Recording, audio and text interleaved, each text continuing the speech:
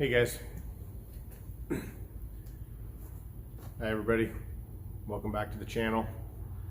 If you guys like the videos, just, subscribe, hit the like button, ring the bell. That way you get notified when I put up new content.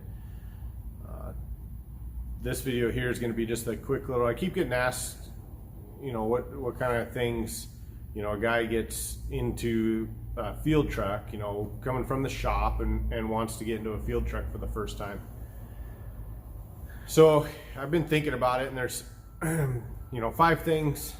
I picked out the 5 things that I think, and it's difficult because there's a whole bunch of things that you need to have for a field truck. But if you were to ask me, I guess I'm gonna simplify it down into just, these are the 5 things that you can go buy off of a tool truck, off of Amazon, from your Harbor Freight, from however, but whatever level of tool that you have, these 5 things I think every heavy equipment field mechanic should have on his truck before he rolls out of the shop for the first time. It's my opinion. It's not, to each their own, and by all rights, comment, let me know if there's something else you guys think is more important than something that I choose on this list. But these are the 5 things, and some of it you should have in the shop. But before you even get in a field truck, or you strive to be in a field truck, you should probably have this in your toolbox if you're working in the shop in a heavy equipment atmosphere, in a diesel atmosphere. And in reality, a couple of them are, as a mechanic in general, you should have these in your toolbox. They should be at the higher end of your list as far as what you're going to buy the next time you go on a tool run. So yeah, whether you buy them online, whether you buy them on your tool truck, whatever your brand of choice. My brand of choice happens to be Snap-on. In the Pacific Northwest, it's been the brand that's been represented the strongest as far as support and things like that. So yeah, you're going to see most of these. 4 of the 5 items are Snap-on brands.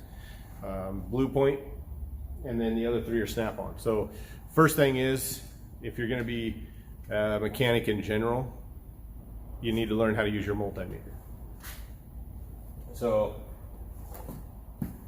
I have the newest one that I have is Snap-on's meter. Part number, what is this one? This is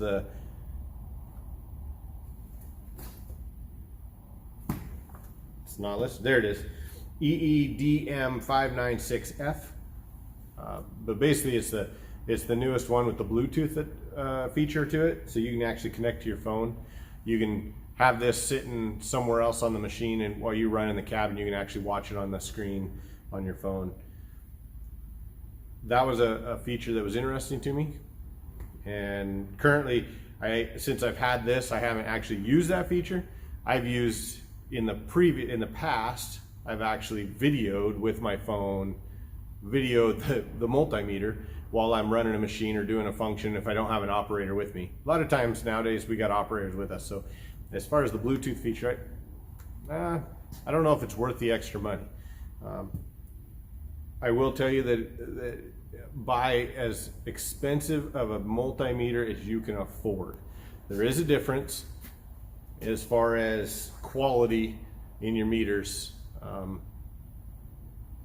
Again, like I said, Snap-on is represented, but Fluke makes a good meter. You can go to your local home supply store, Home Depot, Lowe's. We have Jerry's as our local one here, and they have multimeters in their electrical department, and they're actually pretty affordable, and they're good meters. You just need to make sure that it will cover the features that it covers is what you're doing. So if you're doing power generation, if you're going to be doing some of that stuff, you need to, I don't, and so, but you do, I believe it's hertz. You need to make sure that you have frequencies that you can actually read on your meter for that. So just something to think about, depending on what side of the field service you're going to go into. But make sure that you can run an amp clamp. You can whether you get an auto ranging or manual ranging. Again, just make sure that you are comfortable with your meter and reading the display. Get used to using it while you're in the shop, because when you're out in the field, it's just you. So, and they're generally, the operator or the owner of the equipment is looking right over your shoulder. So if you go out on an electrical problem and you don't know how to use your meter and you're trying to learn how to use your meter out on the job, it might not look the best. So get a good meter, get used to using it.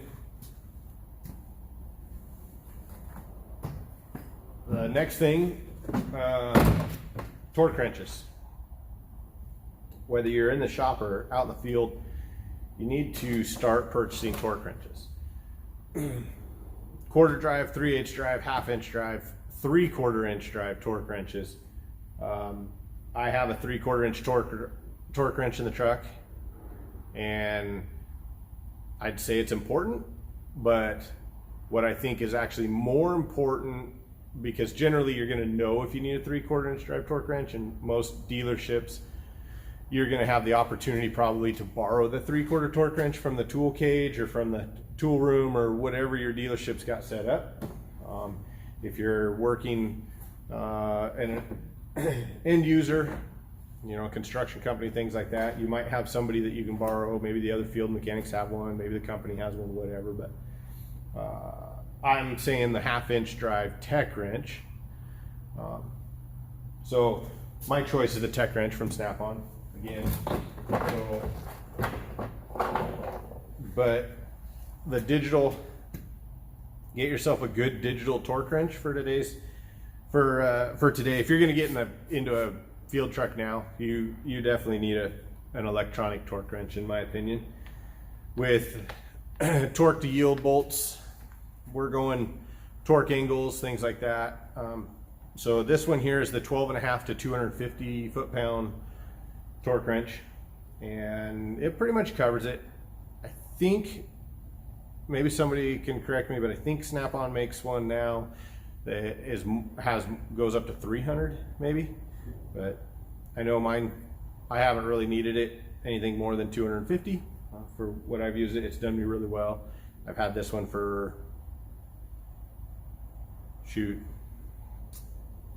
I don't even remember how long I've had it, but more than likely it was one of those things that I saw it and upgraded, traded in my non-digital one. So, but that's a choice. I think if you're going to be in a field truck, you're going to step out of the shop for a dealership, you need to make sure you invest in a good 1/2 inch drive digital torque wrench. And you should have your 3/8 drive torque wrenches also, but I wouldn't say that there is the necessity of them being digital as the 1/2 inch. The 1/2 inch covers a good wide range, and I think that's a good choice. So that's the second thing I think that you should have. Third thing for a mechanic, for just general mechanics, whether you're going to be truck, whether you're going to be material handling, whether you're going to be anything really, diesel wise, maybe you work in the Rust Belt, I don't know. Impact driver. This one gets used well. It obviously gets pulled out a lot in the wet in the Pacific Northwest. But if you don't have an impact driver, they are a lifesaver. You can't get a screw loose. Your screwdrivers slip. They don't bite the screw anymore. They're rusted out. Maybe it's corroded away. Things like sockets, you can put a socket on. So this one, obviously, it's 3/8 drive from Snap-on. Part number 2. Well, no, I don't know what it is. From Snap-on. Talk to your local tool truck. You can get this off Amazon. It is a PIT 120 from Snap-on. That's the one I have. These bits are replaceable. You break a bit, they can replace them just like any socket driver bit from Snap-on. You can get multiple different ones. There's a storage case, things like that, but Amazon does have a good one. Mac has a good one. Matco has a good one. So just pick one and go for it. Don't get all hung up on the brand and all that. Just go for it. Now, as far as equipment goes, I'm going to say with what I do in the heavy equipment world, troubleshooting, diagnostics, things like that, a good photo tack. If you don't have a good photo tack, you're not going to be able to do 100% on your troubleshooting and diagnostics of hydraulics. You can't set up travel properly. Wait for the air compressor to kick off.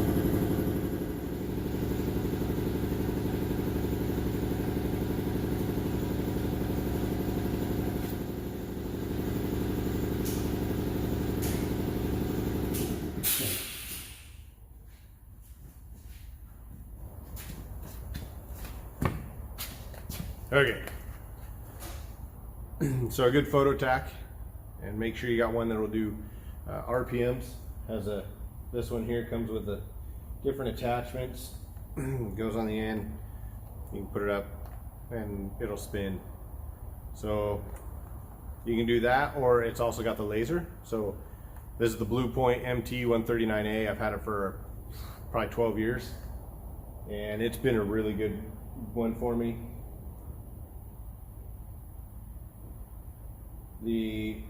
I've had some other brands. I've used some other brands.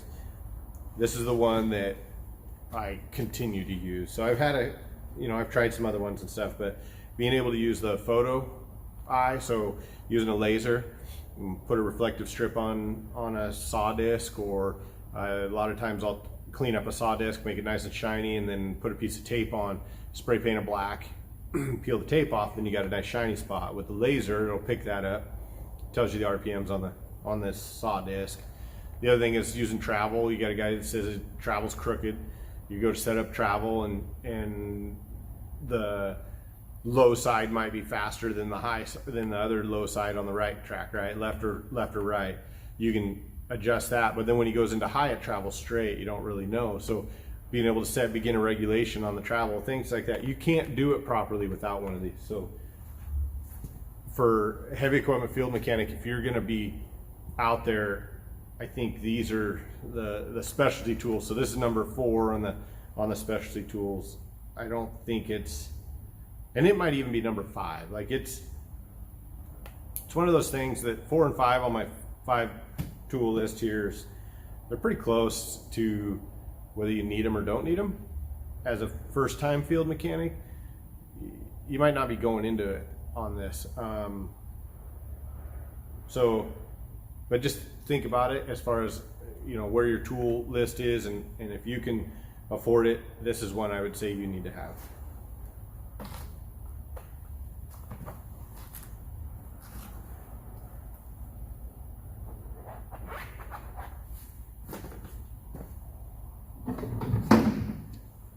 And number 5,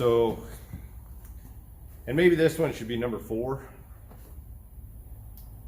And probably for a first time guy, this one might be number 4 if you're just getting into a truck, because this is something that maybe you should have in the shop too. Like they probably have one in the tool cage and you're going to borrow it or whatever, but you probably could have this in your toolbox before, and it's pretty cheap, right? So you can pick these up at Harbor Freight, really cheap. And this is just one of the air vac pumps. So I think Caterpillar has an actual part number for fitting that does the same thing. They've got an air, and it's a Venturi. Basically, you get air going in, air comes out, creates a vacuum off of this fitting here. So pick yourself up an air vac, start building the adapters. This one here happens to be for, let's see, I think this one fits Link Belt, John Deere, and Hitachi. On the hydraulic tank, you just take the vent off, thread this on, or screw this on with the rubber gasket for the vent. And then just plug your compressor in and start pulling a vacuum. You can change hoses, O-rings, things like that without losing big amounts of oil. So yeah, I'd probably say this should probably be number 4, not number 5. So, you know, as far as being in the shop, it'd be useful there. So don't hesitate to buy one of those as 1, 2, or 3. So if you can afford it, you're at Harbor Freight, they're pretty cheap. So now, mind you, these are things that I'm saying are the 5 things that you should have on a truck. And if you don't have these, you're probably going to run into then this, and it's above and beyond your standard hand tools. So, you know, you should have your end wrenches, your sockets. If you guys have seen my tool tray video, that's a pretty basic amount of tools that if you have that, whether it's in metric or in standard. I run in a metric world for the most part, so I run a lot of metrics, and that's what my main tool tray is metric. So, but build one for yourself as far as the tool kit that you're going to grab and go. I'll try and put the link in the video, or at least put it in the comments for you, to that video in the comments. So yeah, thanks for watching, and have a good week. God bless.